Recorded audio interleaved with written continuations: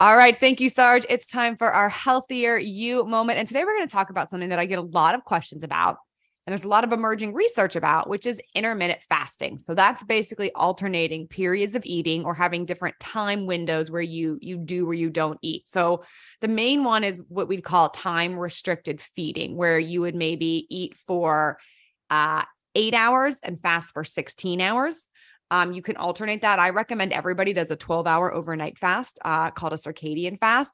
That's time restricted fasted. And other people do things called alternate day fasting, where they fast every other day.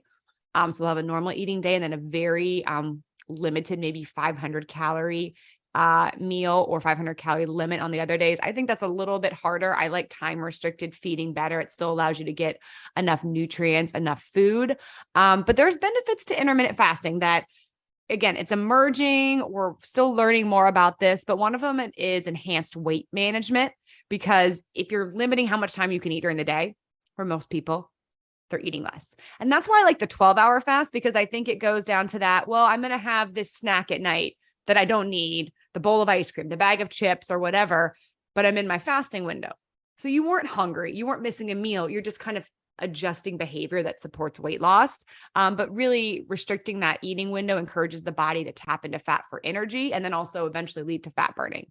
There's also research that supports that it helps with insulin sensitivity. So that can help reduce your risk of type 2 diabetes. If you have type 2 diabetes, that can maybe bring you out of it because it helps regulate blood sugar levels. So that's an important reason for it. People also say research for brain health, mental clarity, because fasting gives your digestive system a break and allows your body to focus on other essential things that it needs to do. The way I say it to people is every time we're eating, digestive is an important process that happens first. Our body can't do other things. So when we stop that digestion, when we give ourselves enough time in between meals or create that fasting window, we allow our body to sort of do other things like clean up damaged cells or focus on things like that, kind of fighting those free radicals, which we want. So fasting Right. helps that.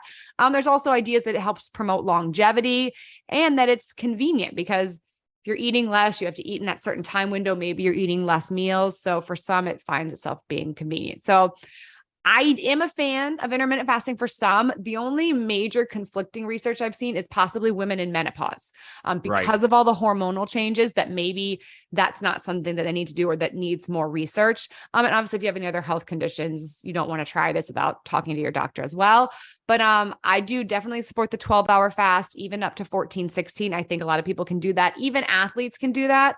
You just want to make sure that, if you're doing those longer runs, that you're getting in enough calories. But those are things we talk about on Healthier You. Like I've said before, it's a 12-week course designed to give you nutrition education that a lot of people do find they lose weight or they have more energy. We have monthly chats with me, so you can ask me all these questions. Fasting is always a question I get. And then you have access to emails and support from the other people in the group. So if you want to join, go to GallowayCourse.com and use the code SUMMER to save.